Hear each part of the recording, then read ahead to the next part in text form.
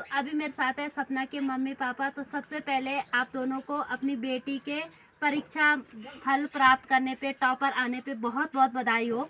आपको भी धन्यवाद। कुछ पेरेंट्स ऐसे भी होते हैं जिनकी मतलब 4-5 बेटियां होते हैं और वो सोचते हैं कि मतलब हम अपनी बेटियों को क्यों पढ़ाए भाई, वो तो ऐसी चूल्हा चौका कर लेंगे, घास काट लेंगे। आपके स्कूल के टीचर्स हैं, वो आपको किस तरीके से सपोर्ट करते थे, मतलब पढ़ाई में किस तरीके से हेल्प करते थे? तो फाइनली आज यूबीएससी यूके बोर्ड के छात्र छात्राओं का इंतज़ार भी ख़त्म हो चुका है, तो उनके परीक्षा परिणाम भी घोषित हो चुके हैं। तो आज मेरे साथ है मिस सपना नेगी, जिनसे मैं थोड़ा बात करना चाहूँगी। सबसे पहले आपको और आपके चैनल को मेरा बहुत बहुत धन्यवाद, जो आप यहाँ तक पहुँचे और आपने मेरी इंटरव्यू लेने की सोची, ताकि अन्य लोगों को भी आपके चैनल के माध्यम से ये पता चल सके कि मैंने किस तरह 10th की परीक्षा पास की। आपका बहुत बहुत धन्यवाद सपना नेगी। और आपका मतलब सबसे पहले आपको बहुत बहुत बधाई हो कि आपने हमारे गांव का और अपने विद्यालय का नाम रोशन किया है। हमें भी बहुत ज़्यादा खुशी हो रही है कि आपने 10th की परीक्षा में 92% की सफलता प्राप्त की है। अभी मैं सपना से पूछना चाहूँगी कि आपका एवरेज कितना था पढ़ाई का, कि जैसे आप स्कूल जाते थे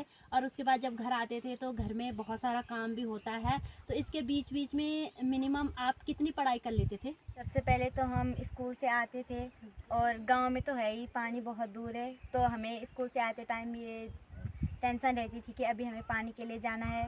तो स्कूल से आकर हम खाना खाते थे और उसके बाद हम पानी के लिए चले जाते थे। 1 घंटे का रास्ता है, 1 घंटे में हम घर आ जाते थे। तो पानी लाने के बाद हम कभी कभी भैंस के लिए चारा लाते थे।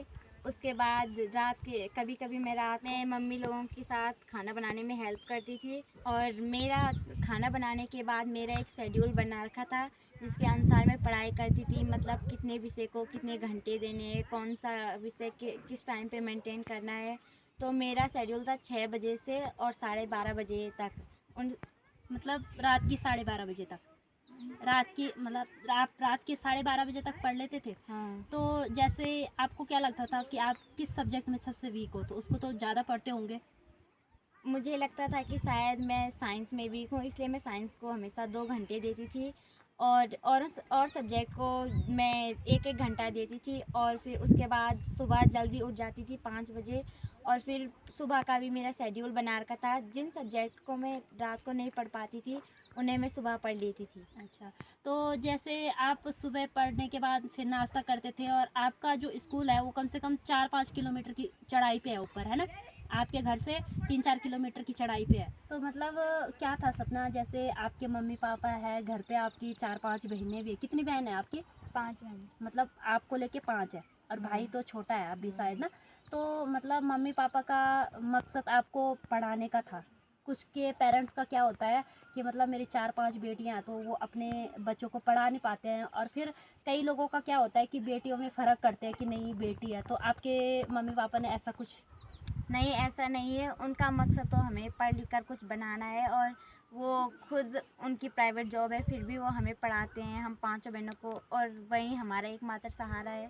मतलब आपके पापा प्राइवेट जॉब करते हैं, हाँ। तो मतलब 4-5 बहनें भी है, आपका वही एक सहारा है। मतलब 5 बहनों के बीच में और एक भाई तो आपका छोटा ही है अभी, तो एक वही सहारा है जो आपकी मतलब पढ़ाने में आपकी मदद करते हैं। कुछ पेरेंट्स ऐसे भी होते हैं जिनकी मतलब 4-5 बेटियां होते हैं, और वो सोचते हैं कि मतलब हम अपनी बेटियों को क्यों पढ़ाए भाई, वो तो ऐसी चूल्हा चौका कर लेंगे, घास काट लेंगे। पर सपना का बोलने का मतलब है कि इनके मम्मी पापा ने ऐसा कोई फ़र्क नहीं किया है इनके साथ, और जब इनके मम्मी पापा ने इनकी पूरी हेल्प और पूरा सपोर्ट किया, तो तभी आज सपना ने 10th की परीक्षा में 92% की सफलता प्राप्त की है। तो मैं आप लोगों से भी यही कहना चाहूँगी कि आप अपने बच्चों का सपोर्ट कीजिए, ताकि आपके बच्चे भी बहुत आगे तक पहुँच पाए। तो आपके पापा प्राइवेट जॉब करते हैं, तो आपकी मम्मी घर का पूरा काम भी करते हैं, और इसके बीच बीच में आपका सपोर्ट भी पूरा करते थे, है ना? तो तभी आप 92% पास कर पाए हो इस बार, मतलब 10th की परीक्षा में। तो सपना, आपका आगे का मकसद क्या है, कि मतलब आप क्या करना चाहते हो आगे भविष्य में? अभी 10th के बाद मैं 11th और 12th करूँगी, और जो मेरा एम ऑफ लाइफ है वो टीचर्स बनना है, इसलिए मैं आगे मैं टीचर की पढ़ाई करूँगी। तो बहुत बहुत अच्छा है सपना, आपने मतलब इतने आगे की भी सोच ली है। तो आपके पेरेंट्स आपको पूरा सपोर्ट करेंगे, जब यहाँ तक की है तो आगे मतलब मम्मी पापा ने सपोर्ट करने के लिए बोला होगा? हाँ, बोला है, वो उनका सपना है कि मैं भी टीचर बनूँ। अच्छा, तो मतलब आपने क्या सोचा, आप अपने मम्मी पापा का सपना पूरा करोगे? हाँ, मतलब कोशिश पूरी है आपकी, मतलब आपने सोच रखा है कि मैं अपने मम्मी पापा का सपना पूरा करूँगी। मेरी कोशिश पूरी है। और मतलब वैसे तो आपका नाम भी सपना है, तो सपना भी पूरा करोगे अपने मम्मी पापा का, है ना? तो सपना, मैं आपको एक बात और भी पूछना चाहूँगी, जो आपके स्कूल के टीचर्स हैं, वो आपको किस तरीके से सपोर्ट करते थे? मतलब पढ़ाई में किस तरीके से हेल्प करते थे? ये टीचर्स बहुत सपोर्टेड हैं और उन्होंने मेरा बहुत सपोर्ट किया है।